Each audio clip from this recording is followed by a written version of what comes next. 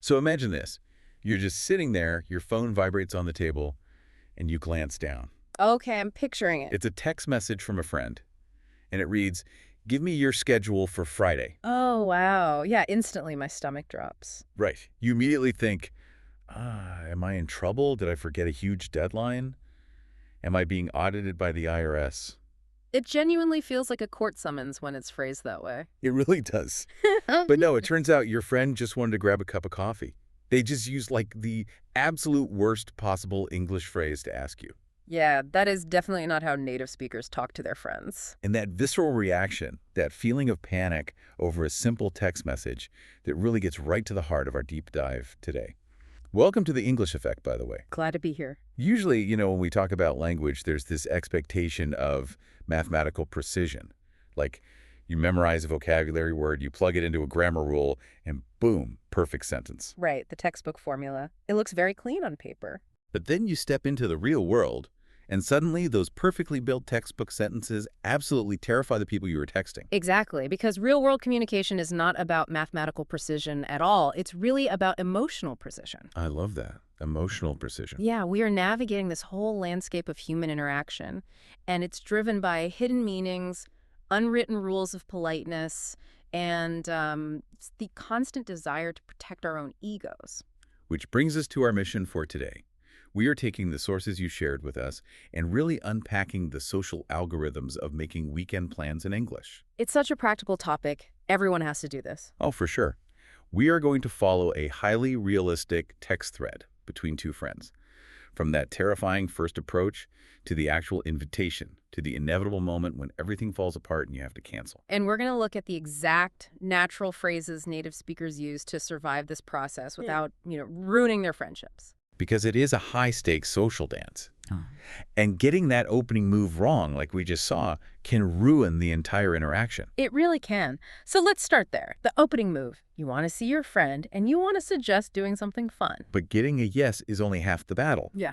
First, you have to initiate contact without sounding like a demanding boss. Right. And the absolute cornerstone of this initial approach relies on two very specific phrases. Okay, lay them on me. The first is, are you doing anything this weekend?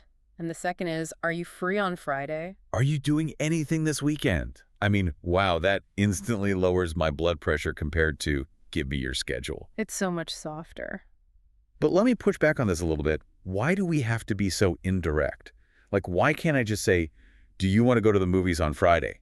Why test the waters first? Well, because human beings are terrified of rejection. And honestly, we are equally terrified of rejecting people we care about. Oh, that makes sense. Yeah, if you lead with a direct invitation, like, do you want to go to the movies? You are kind of forcing your friend into a corner. Because they have to say yes or no right then. Exactly. If they are exhausted from a long work week, they now have to explicitly reject your movie idea. And that causes social friction. It stings a little. Ah, I see. So asking, are you doing anything, acts as a buffer. Precisely. It is a brilliant psychological tool. By only asking about their general schedule, you haven't actually invited them to anything yet. Right. So you are giving them a completely frictionless exit. They can simply reply, oh man, I am stuck cleaning my entire apartment this weekend. And because there was no formal invitation, there is no formal rejection. Exactly. You protect your feelings, and they don't have to feel guilty. That completely reframes the interaction for me. I always thought about asking, are you free? Yeah. As just, gathering data. It's much deeper than that. Yeah, it is more like gently knocking on a closed door before you just burst into the room. You're peeking your head in to gauge their energy level. Yeah, that is a perfect analogy. You're checking to see if it's safe to come in. And if you are listening to this right now, maybe on your commute or doing the dishes, just mouth the words to yourself. Are you doing anything? It's good practice. Notice how relaxed your jaw is, how the soft vowel sounds just kind of bleed into one another.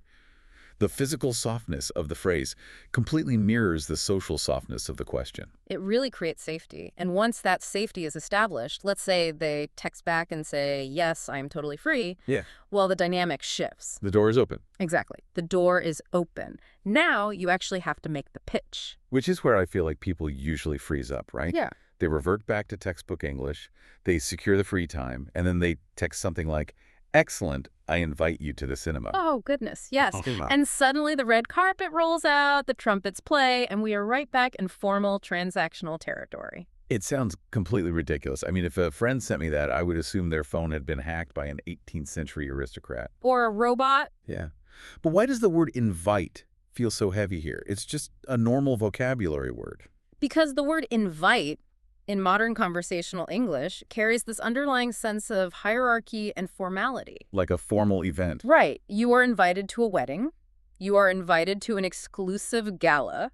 It implies that I have something of value and I am granting you permission to attend. And between equals like, between friends, that hierarchy just feels incredibly unnatural. Exactly. So we have to flatten that hierarchy. So what is the natural way to make the pitch? How do I actually ask them? You soften the approach. You can use a phrase like, I was wondering if you'd like to see a movie with me. Okay, I was wondering if you'd like to. That's nice. Or you can rely on the absolute powerhouse of casual English, which is the phrasal verb. Specifically, let's meet up. Oh, let's meet up.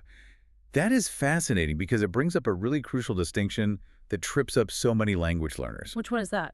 The difference between having a meeting and deciding to meet up. Oh, yes. That is huge. Think about the emotional difference between the two. A meeting is a noun. Right. And it happens in a boardroom. It has an agenda, a start time, and probably terrible fluorescent lighting. It is purely transactional. But when you add that little preposition, the word up, it completely changes the chemistry of the whole phrase. It truly does. Meet up is a phrasal verb, and phrasal verbs are kind of the great equalizers of English. They instantly signal intimacy, informality, and shared experience. You meet up at a local cafe or at a park. Exactly. It implies a mutual coming together for the purpose of connection, not transaction. I love that. It takes your English out of the boardroom and drops it right into the living room. It's the difference between a business contract and a weekend memory. Beautifully said. Okay, so you send this perfectly crafted, warm, psychologically safe pitch. I was wondering if you'd like to meet up and see a movie. Now the pressure's on your friend to accept. Right. And they need to do it in a way that matches your good energy. Just like we avoided the formal I invite you, they need to avoid a formal acceptance. So they shouldn't reply, I agree with your excellent proposal. Definitely not. That sounds like they are signing off on a corporate merger. So what do they say? The absolute essential phrase for this moment is, sounds good. Or the slight variation, sounds good to me. Ah, yes. I call sounds good the Swiss Army knife of modern casual English. That is a great label for it. Why a Swiss Army knife? Well, because it's more than just being versatile. It is about how the phrase functions in the brain. A Swiss Army knife is brilliant because you just reach in your pocket, pull out the tool, and it solves the problem with zero effort. Okay, I follow you. Sounds good works because it requires absolute zero cognitive load. Think about it. If someone suggests a plan, trying to craft a unique, perfectly enthusiastic sentence every single time is just exhausting. That is very true. Sounds good is an automatic reflex. It signals safety, agreement, and positive vibes without requiring you to formulate a brand new original thought. It keeps the friction of the interaction at zero.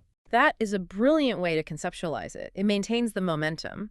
If someone suggests Italian food, sounds good. A movie at 8 p.m. sounds good. Exactly. It is the universal sound of a plan locking effortlessly into place. Okay, so at this point in our narrative, the execution is flawless.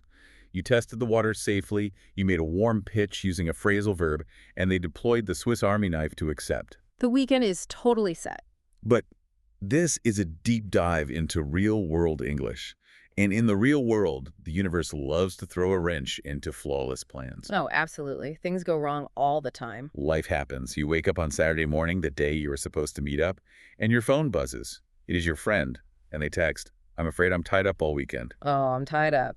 The imagery of this phrase is incredibly vivid when you actually stop to look at it. It really is. You picture someone literally wrapped in heavy ropes, struggling in a chair. Exactly. And that vivid imagery serves a very specific social purpose. What do you mean? Well, by saying I am tied up, you are communicating that you won't be there, but you are being physically restrained by external obligations. Ah, like you are tied to your desk by a huge project or tied to your house by a family emergency. Right. It removes your personal agency from the cancellation. It isn't that you don't want to see them. It is that you cannot see them. Which really softens the blow of the cancellation. But there is another classic phrase that does this, which we really need to interrogate. Let's hear it. You might get a text that says, "I'm sorry I can't meet you. Something has come up." Ah, yes. The ultimate vague excuse. Something has come up. Meaning an unexpected event has materialized out of nowhere and demands my immediate attention. That is the implication, yeah. Okay, I have to challenge this. Yeah. Because when I look at this phrase objectively, it just feels like a cop-out. A cop-out. How so? Why is English culture so obsessed with avoiding the truth? I mean, if a friend texts me, "Something has come up," my immediate instinct is that they're just lying. Really? You think they're lying? Yeah. They probably just want to sit on their couch and watch TV. Shouldn't a real friend just be honest and say, "Hey, I am mentally exhausted. I just can't do it today"? Well, it is entirely possible they just want to sit on the couch. But framing this as lying fundamentally misunderstands the purpose of the phrase. Okay, enlighten me. Something has come up is not a deception. It is a mutually agreed upon privacy shield. A privacy shield. I like the sound of that. Yes. Think about the alternative. If you enforce total honesty all the time, you force people to overshare. That's true. Maybe they had a massive screaming match with their partner. Or maybe their bank account is overdrawn and they can't afford the movie ticket, but they are too embarrassed to admit it. Oh, wow. Yeah, I wouldn't want to force them to say that. Exactly. Something has come up is a brilliant social tool because it communicates the necessary data I cannot attend while placing a protective wall around the actual reason. And because it is a mutually agreed upon shield, questioning it would be a violation of the social contract. Exactly. If someone says something has come up, you do not reply with, "Oh, really? What exactly came up? Send me photographic proof." Right. You'd sound crazy. You just accept the vague perimeter they have drawn. It protects their dignity, and paradoxically, it protects your feelings too. How does it protect my feelings? Well, hearing "I am too tired to see you" can trigger our insecurities. We might wonder, are they tired of me? Oh, I definitely overthink things like that. Most people do. Hearing "something has come up" points the blame at a mysterious external force. The friendship remains perfectly intact. It is the ultimate diplomatic immunity for weekend plans. That is actually profound. We use vagueness to protect the relationship over exchanging hard factual data. Exactly. But a true friend doesn't just drop the privacy shield and disappear into the mist. No, they initiate the rescue mission. Because the goal is still to connect. If they value the relationship, the cancellation is immediately followed by an attempt to reschedule. Right. They don't just leave you hanging. They might text something like, "Can we put off the meeting until Sunday?" Put off. There is that casual magic again. Another phrasal verb. Yes, meaning to delay or push a plan to a later time. And notice the alternative. If you use the formal equivalent, you would say, "Can we postpone the meeting?" Postpone sounds so heavy. It really does. Postpone belongs in a courtroom or a dentist's office. Put off belongs among friends. It keeps the stakes low. Yeah. But what happens if Sunday doesn't work for you? Let's say you text back to explain your own schedule. You say, "I can't meet on Sunday. I'm having dinner with my family." Now, this brings us to a grammatical nuance that has massive psychological weight. I love grammatical nuances. When native speakers make excuses about their schedule, they almost universally rely on the present continuous tense. I am having dinner. Instead of the simple present, I have dinner. Let's dive into the implication of that because it is subtle but crucial. If you tell a friend, "I cannot meet Sunday, I have dinner with my family," it sounds incredibly stiff. It sounds like a train timetable. Yes, it implies a rigid, permanent state of being that you coldly refuse to alter for them. Right. Like it's a rule written in stone. But when you shift into the present continuous, "I'm having dinner," you are painting a completely different picture. It sounds like a living, breathing commitment. It feels active. It creates a sense of immediate, unbreakable motion. You are already in the process of committing to this family event. Oh, I see. It emphasizes that this is a firm, active plan that simply cannot be disrupted, rather than just a boring fact on a calendar. It makes the excuse feel significantly more personal and therefore more polite. It is amazing how much heavy lifting the structure of the verb is doing there to protect the friend's feelings. Grammar is psychology. It really is. So Sunday is blocked by this active, unbreakable family dinner. The negotiation continues. Your friend counteroffers. Can we make it Monday instead? "Can we make it" is such an elegant way to propose a new timeline without sounding demanding. It asks for collaboration. And assuming Monday is clear for you, how do you signal that the rescue mission was a success? You use another great phrase. You break out another frictionless, zero cognitive load phrase. You reply, Works for me. Works for me.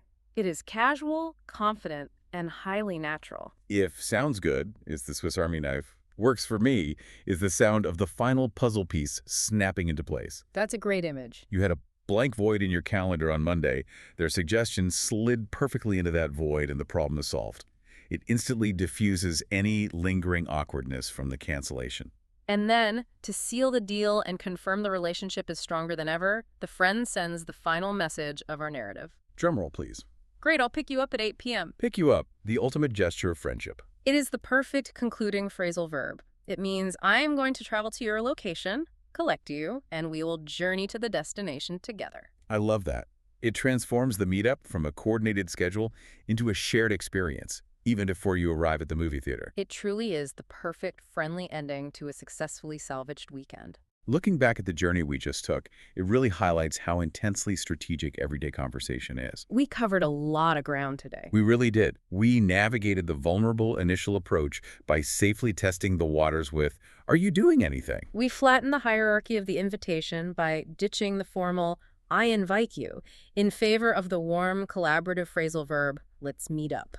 We maintained social momentum by accepting the pitch with zero friction, using the phrase, sounds good. But when life threw a wrench in the gears, we deployed the brilliant diplomatic shield of something has come up to cancel politely. Without oversharing or causing hurt feelings. And finally, we rescued the connection by asking to put off the plan, using the active imagery of the present continuous tense to navigate the new schedule. And ending with a collaborative promise to pick you up. It is a complete masterclass in human diplomacy, disguised as a simple text thread about a movie. It really is. As you go into your own weekend and you find yourself picking up your phone to reach out to a friend, try paying attention to the specific mechanics of what you are typing. Yeah, feel the difference between a transactional demand and a collaborative invitation. Language is a tool, and knowing which tool to pull out of the box can completely change the tone of your weekend. Absolute. Before we wrap up this deep dive, I want to leave you with one final thought to mull over. Okay, what is it? We started this conversation by contrasting the clean mathematical rules of textbook grammar with the murky hidden social rules of real-world English. And we discovered that the murkiness is entirely intentional. Exactly. We use vague phrases like something has come up and soft questions like, are you free? Specifically to create a buffer between our raw truth and our relationships. So right. It really makes you wonder, if we ever actually designed a language that was 100% precise, direct, and completely free of vague social buffers, Oh boy, would we even have any friends left to make weekend plans with? that is a terrifying thought. The ambiguity isn't a flaw in the language. The ambiguity is exactly what holds our society together. Something to think about the next time you are staring at a blank text message, trying to find the perfect words. Keep practicing these phrases in your daily conversations, and don't forget to like, share, and subscribe to The English Effect. And drop a comment below using one of these new phrases for your next weekend plan. Thanks for joining us on this deep dive. See you next time.